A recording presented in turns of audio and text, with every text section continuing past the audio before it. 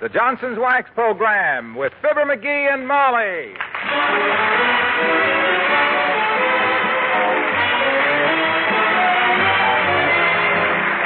The makers of Johnson's Wax products for home and industry present Fibber McGee and Molly with Bill Thompson, Gail Gordon, Arthur Q. Bryan, and me, Harlow Wilcox.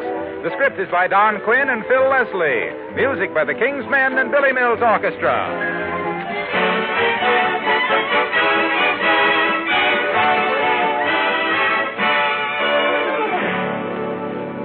Did you know that you can now buy a furniture polish that contains not one drop of dust-catching oil? It's called Johnson's Cream Wax, and it's made by the makers of the famous Johnson's Wax, especially for your furniture and light-colored woodwork. Believe me, you're going to like Johnson's Cream Wax. It's quite different from any polish you've ever tried. You see, this creamy white liquid polishes with wax instead of oil. So it not only gives your furniture and light-colored woodwork rich, wax-polished beauty, it also leaves a hard, dry finish to which dust and dirt can't stick. Occasional dusting keeps your cream-waxed furniture shining clean. And here's another nice thing you'll like about Johnson's Cream Wax. It has amazing cleaning power. Fingerprints and dirt completely vanish while you polish. Cream Wax will give sparkling beauty to your refrigerator and other white kitchen equipment, too. Try it. Johnson's Cream Wax, to bring out the beauty of the home. Look on the bright side, shine up the right side, bring out the beauty of the home.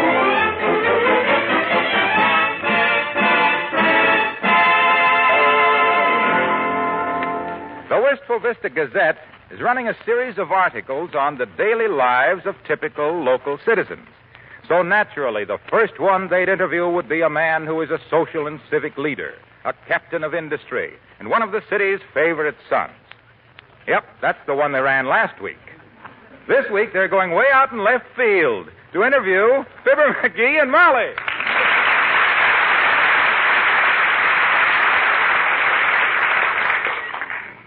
That's right, Mrs. Toops. Clementine Clark's column in the Gazette. Yes, McGee and me. How's that? Oh, she wants to spend the day with us and write it up. Yes, any minute now. Be sure and read it tomorrow. Goodbye, Mrs. Toops. McGee, I think she's jealous. Well, Nat, the only time the Toopses ever made the papers was the time Mort stooped over to pick up a nickel at the Bonton and got his necktie caught in the escalator. Say, I don't remember that. You don't? It tossed him right on his kisser in the gent's underwear. You saw the headlines. Escalator throws man on osculator. Hey, what time's that what's-her-name from the Gazette due, Molly? Clementine Clark. Yeah. She didn't say exactly, dearie, just sometime this morning. Mm-hmm. Oh, my, I'm so excited. Imagine us getting written up in the paper. Yeah, well, I want to get this desk littered up good here now. Give it that new look. I just cleaned that desk up, McGee. That's okay. I got it messed up good now. As soon as the doorbell rings, you let her in, see? I'll be working on my novel here, and I'll turn around... Your novel? You know my novel, Molly. The one I started in high school. Oh. Now, McGee, the woman doesn't want us to do anything unusual. She wants a story of just an average day with us. Oh, my gosh, you know me, Molly. I never had an average day in my life. There's always something. I'll give her plenty to write about, though. Don't you worry. Well, I only hope you don't... Oh, here she comes. Quick. Where's my novel? Oh, here it is. My pencil. Where's my pencil? I got to have a pencil. Behind your ear. Ear. Oh, which ear? Oh, my gosh, she's coming. I want to look. Oh, here it is. Okay, let her in. Come in. Hello there, kid. Oh, my... Hi, old-timer. Hello, Mr. Old-Timer. We thought you were somebody else. You did? Yeah. Must be the way I got my hair combed different, daughter. You like it parted in the middle like this, kid? Yes. Very nice. Yeah, that's a swell part you got there, all right. Must be 6 inches wide. Yeah, it seems like I got more skin on my head than I used to, Johnny. You ever stop to think maybe your hair is getting thinner? Hair getting thinner? Who ever heard of hair getting fat?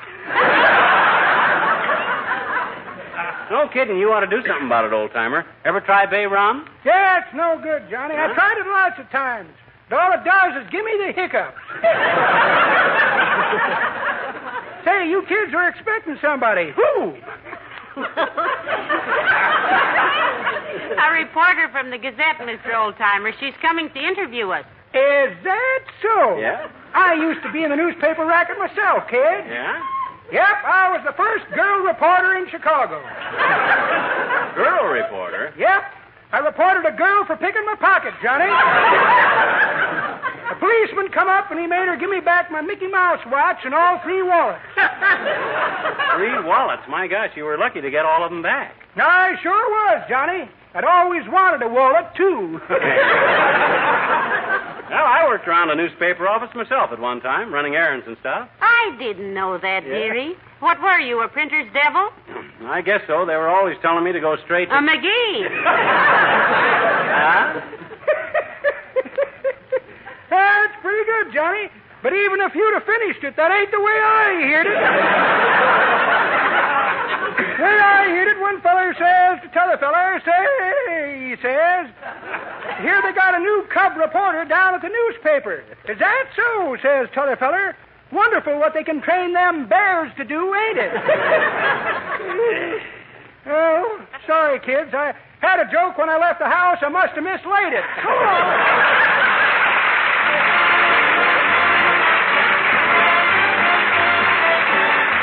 Billy Mills and the orchestra and Peggy O'Neill.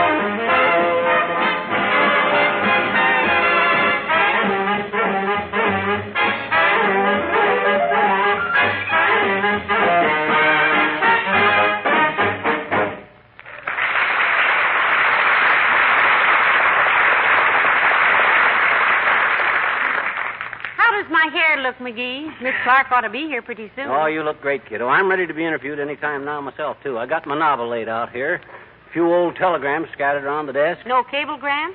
No, I don't want to exaggerate. Boy, oh boy, this town will really sit up when they read the story she pries out of me.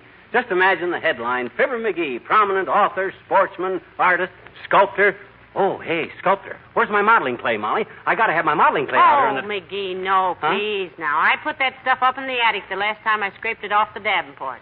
Oh. Well, I can get it later. I hope you didn't muss it up, though. I was working on a thing of Doc Gamble. Sort of a bust. A brave confession.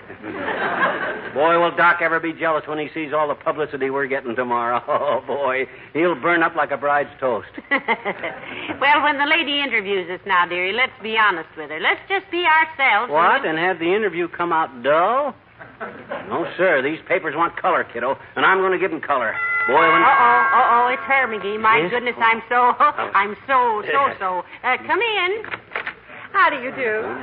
I'm Miss Clark from the Gazette. Oh, come right in, Miss Clark. I'm Mrs. McGee, of course, and this is my husband, Mr. McGee.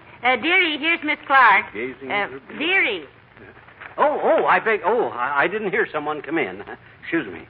What was that name again? Clark. Clementine Clark. I hope I'm not interrupting. Oh, not at all, Miss Clark. Expecting you. Busy working on my novel and didn't hear you. You know how it is working on a novel. Oh, that's very interesting. What's the name of your book, Mr. McGee? Well, that's the part he's working on. Let me have your things, Miss Clark. Oh, thank you. Now, you go right ahead and ask me questions, Miss Clark. I know you're anxious to know all about me, of course. Well, I was born in a little white house on the top of Kickapoo Hill, just outside of Peoria, and it was in if you don't mind, Mr. McGee, I'd like to just visit with you and Mrs. McGee for a while. Just sort of get the atmosphere of your home. Oh. Well, it'll be better as soon as he gets through with that cigar, Miss Clark. Huh? Throw it out, McGee. What? Oh, well, I'll lay it on the ashtray. It'll go out itself. I hope you'll just go ahead with your regular routine, both of you, with whatever you usually do. I'll tag along and write about it as I see it. Okay, but don't be bashful about asking questions now. I can talk to you on any subject. And he will, too. You betcha. Art, literature, politics, diplomatics, world affairs. Well, we're always interested in our readers' reactions to the European situation, Mr. McGee. I'd like to jot yours down. How do you feel about the Marshall Plan? I'm glad you asked me that, sis. I'm in favor of it. Yes, sir. The only way to buy things on credit is the Marshall Plan. I wouldn't go to any other finance... Oh, no.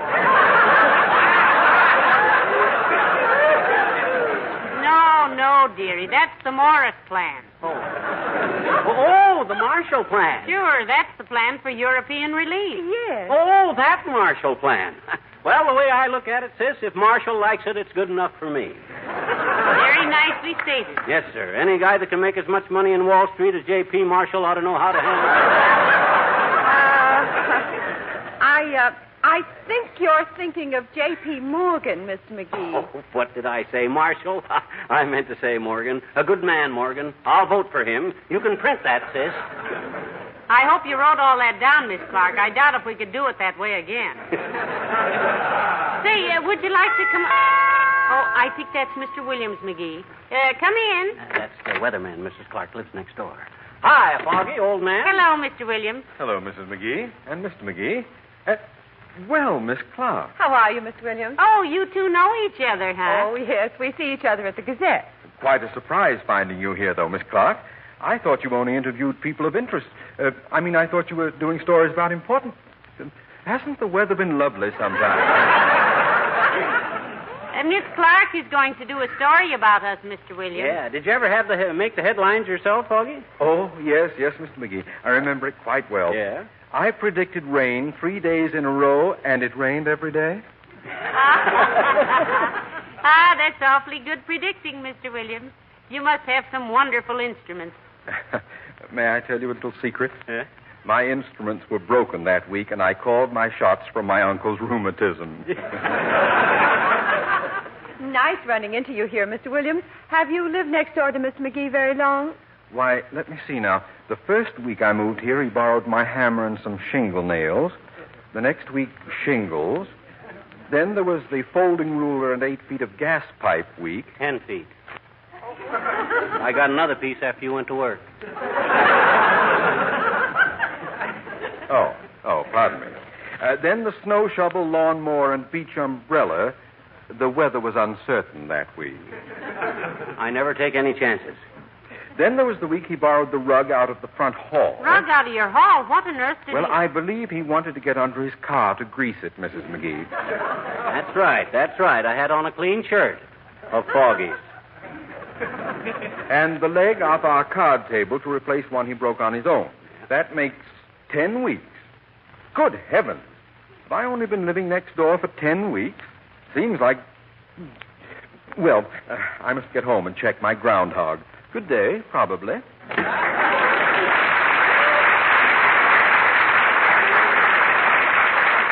Very nice chap. A little self-centered, of course, but quite nice. He keeps a groundhog. Oh, we got lots of friends. Yes. Well, I'd like some information on Mrs... Now, you take Doc Gamble, for instance. He's a doctor. He's known me so long he can't stand me. Very jealous type of guy. When he sees this big story on me in the paper tomorrow, boy, will he blow a fuse. Yes. Mrs. McGee, suppose you tell me a little about yourself for a change. Just general information about... Me? Oh. There isn't anything to tell about me, Miss Clark, really. I'm just a housewife. Housewives are important, too, kiddo. Yes, sir. If it wasn't for you, I couldn't have done lots of the things I've done. Why, I mind one time... Excuse me, Miss Clark. Come in. Hello, Molly. Hi, pal. Come in, Mr. Wilcox. Miss Clark, this is Mr. Wilcox. Mr. Wilcox, Miss Clementine Clark. How do you do, Miss Hello. Clark? Doing a story on us, Junior, for the Gazette. Feature article. Oh, I've been reading your current series, Miss Clark. Very interesting. Thank you. I'm just trying to get Mrs. McGee to give me an angle for her side of the story here. The housewife's angle is pretty important, you know. It certainly is, and I'm happy to see it eliminated. Eliminated? What's eliminated, Mr. Wilcox? The housewife's angle. Huh? You see, she used to be all bent over, scrubbing the kitchen linoleum. But now she just stands up straight, spreading Johnson's self-polishing glow coat around with a long-handled applier. And watching it dry in 20 minutes or less to a brilliant, gleaming finish that keeps her linoleum much more beautiful with much less work and worry. You've discovered in your interviews, Miss Clark, that a housewife's very first interest is her home, of course. Her home? How about her husband? Well, he ought to be interested in it, too. He lives in it. And if a husband is interested in his home and in his wife, he won't let her keep house without Johnson's glow coat. When he sees the handsome, glistening finish of a glow-coated kitchen floor and the bright, happy sparkle it puts in the eyes of his wife, he'll insist she use Johnson's self-polishing glow coat always. He'd be a heel if he didn't. Look, Omaha. Yes, pal. You've always been welcome here, haven't you? Why, I think so, pal. Well, let's not take any chances with a beautiful friendship, son. Nice to have seen you. Oh, I see what you mean. Yeah. So long. Goodbye.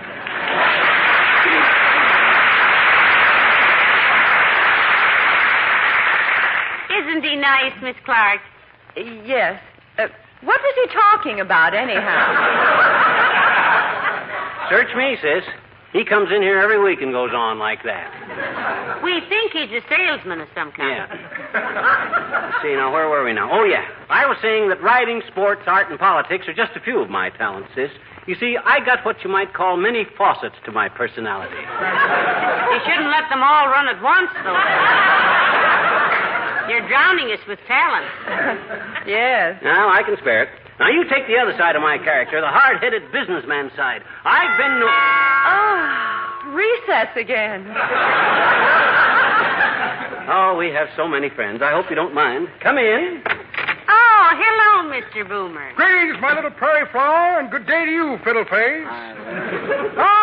Who is this charming bit of fascinating femininity? Some woodland zephyr fluttering in on a vagrant breeze? No, this is Miss Clark of the Gazette. Miss Clark, may I present Mr. Boomer? How do you do? Horatio K. Boomer, my dear, at your service. I shall spread my cloak at your dainty feet. Cut it out, Boomer. She's a newspaper woman. Miss Clark is writing a story about us for the Gazette, Mr. Boomer. Well, very interesting, yes, indeed.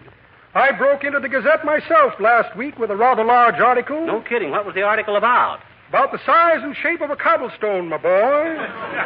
In fact, it was a cobblestone, now that I think of it. Slipped out of my hand and through a back alley window of the paper. I went in after it and was interviewed by 3 detectives. Never saw so many knuckles in one bunch. What business are you in, Mr. Boomer? He never answers that question without a flock of bright lights in his eyes and somebody shaking him. Quiet, you insolent puppy! At the moment, my dear, I'm the sole local representative of the Ajax Little Gem Guaranteed Fruit Jar Opener. Oh. Guaranteed to open any jar with a simple twist of the wrist or your $50 back. Oh, really, Mr. Boomer? We always have trouble opening fruit jars. Happy to show you a sample, my dear. Fruit jar opener, fruit jar. Now, what did I do with that opener? Here's an interesting photograph of my Uncle Macintosh, Boomer, playing the bagpipes with his trusty jug empty beside him. He was the original pie-eyed piper. Here's a turtleneck sweater knit by a girl with tortoiseshell glasses. Might have fit better if she'd used knitting needles. The jar opener, Boomer, the opener, remember? Yes, what do I do with that jar opener? Now, here's a fox choker for choking foxes. And a check for a short beer. Well, what do you know? Here's the jar opener right here. Why, in that package? Let's see it. Open it up. Sorry, it's sealed for sanitary purposes, my boy. Oh, well, how does it work, Homer? Very simple, Simon. Yeah? Inside this package, you'll find a brick bat. Oh. Simply take the jar, bat it with the brick, and it'll open like a fractured vault. Ta-ta, Toodles, chop, chop, chop, and so long, sob sister.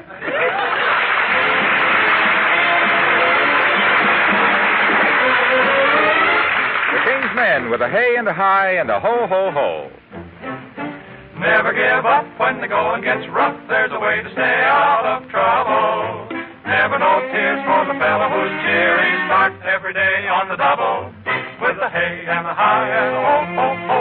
Start each day with a glow, ho, ho. Singing all the way as you go, ho, ho. With a hey and a hi and a ho, ho, ho. Up go the blinds and you know, ho, ho. It ain't gonna rain anymore, ho, ho. Sun's gotta shine 'cause you made it so. With the hey and the hi and the ho, ho, ho. While you buy the paper, hum a little happy little hum. Cut a little funny little paper. Happiness, here I come. With the hey and the hi and the ho, ho, ho. Smile from head to your toe, ho, ho. Toss away your blues, there's a way you go. With the hey and the hi and the ho, ho, ho. Hey, hi, ho, ho, ho. Hey, hi, ho, ho, ho. Hey, hi, ho, ho, ho. With a hey and a hi and a ho, ho, ho. You start the day with a glow, ho, ho. Singing all the way as you go, ho, ho. With the hey and the hi and the ho, ho, ho. Up go the blinds and you know, ho, ho. It ain't gonna rain anymore, ho, ho. Things gotta shine 'cause you made it so. With the hey and the hi and the ho, ho, ho. While you buy the paper, hum a little happy little hum. Got a little funny little caper. Happiness, here I come on the run, I'm a coming with a hey, hi, ho, ho, with a smile from head to toe, ho, ho. Throw your blues away and see the way they go. With a hey, hey, and a hi, hi, and a ho, ho, ho, ho, ho.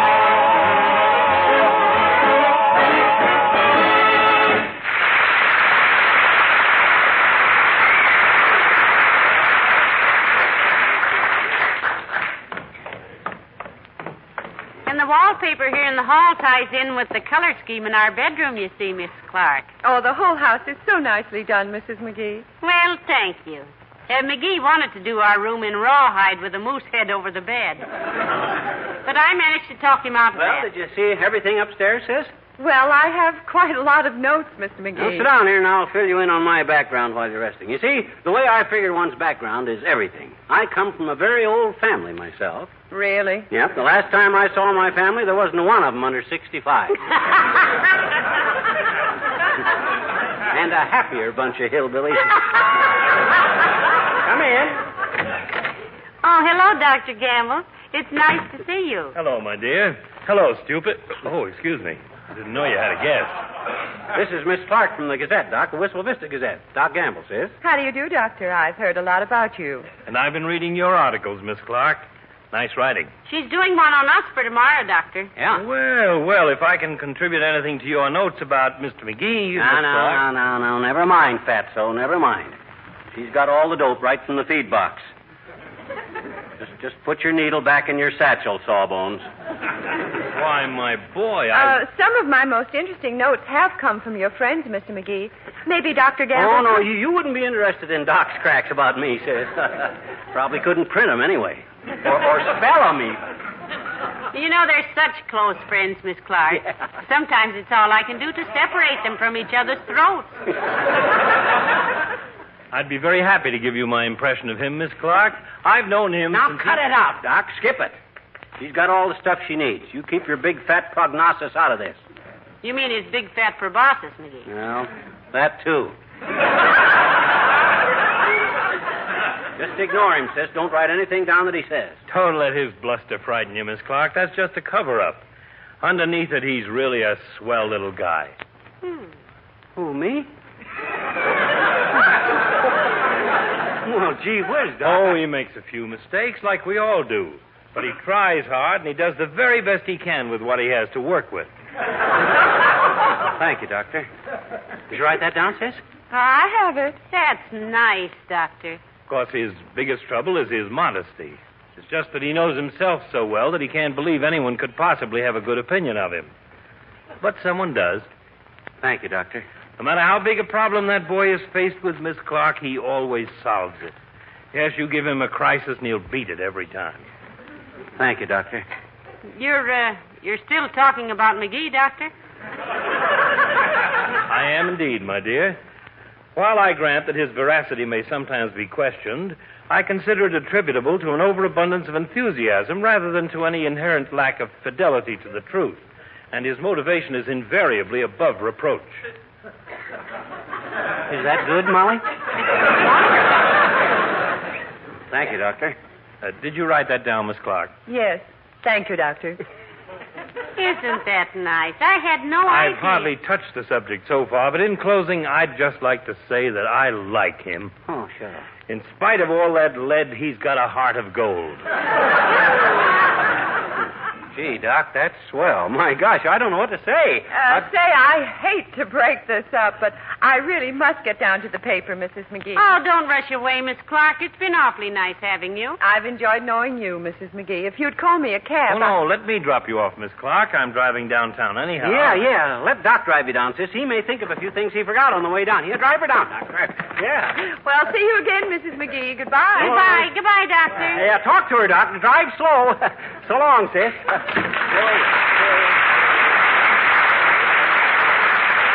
Boy, what a story that'll make. They'll really give us a write-up now. Good old Doc. Wasn't he wonderful? Yeah. I've always said he was a sweet Boy, character. did he ever get in there and pitch. Boy, oh boy, I can hardly wait to see that paper. How long do we have to wait for that?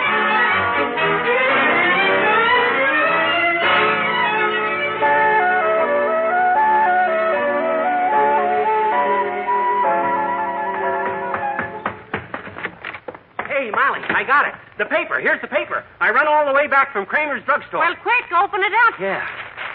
What does it say? Have you found it? Let's see it. Yeah, here it is, by Clementine Clark. It says, during a routine interview with a local couple yesterday, I met a most unusual personality. This prominent writer, artist, scientist, and physician is one of... Physician? Physician? Why, that's about Dr. Gamble. Well, why, the whole thing's about Doc Gamble. Don't say a word about us. Heavenly Dick. Why, that's dirty. And I let him take her downtown. Why, that double-crossing, backstabbing, triple-dealing... Wait till I get my hands on him. What's his phone number? I'll pick it up.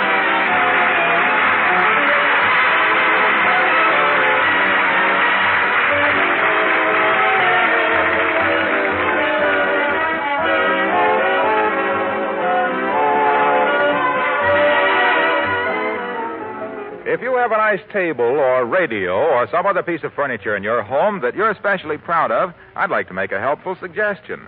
Try polishing that piece of furniture with Johnson's Cream Wax. Believe me, you'll get a most pleasant surprise. It's easy. Just rub on a little cream wax, let dry for a few seconds, then polish lightly. Notice how clean the surface becomes, how clear and lovely the grain of the wood is. That's because this creamy white liquid contains special cleansing ingredients which remove every trace of dirt and fingerprints, then quickly polishes to a beautiful luster. There's not a single drop of oil in Johnson's Cream Wax. This means that dust and dirt won't stick to your furniture and light-colored woodwork, and just an occasional light dusting will keep them shining clean. Johnson's Cream Wax is perfect for cleaning and wax protecting your refrigerator and other white kitchen equipment, too. You'll like it. Johnson's Cream Wax, to bring out the beauty of the home. Look on the bright side, shine up the right side, bring out the beauty of the home.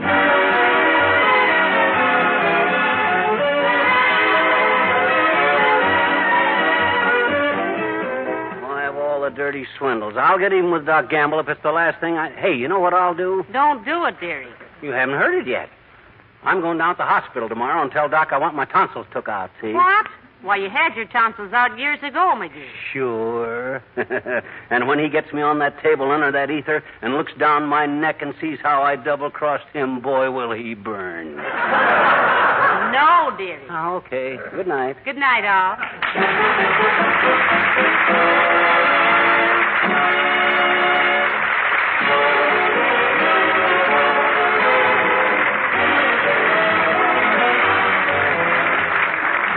Joe Wilcox, speaking for the makers of Johnson's Wax Products for home and industry, inviting you to be with us again next Tuesday night. Good night. This is NBC, the National Broadcasting Company.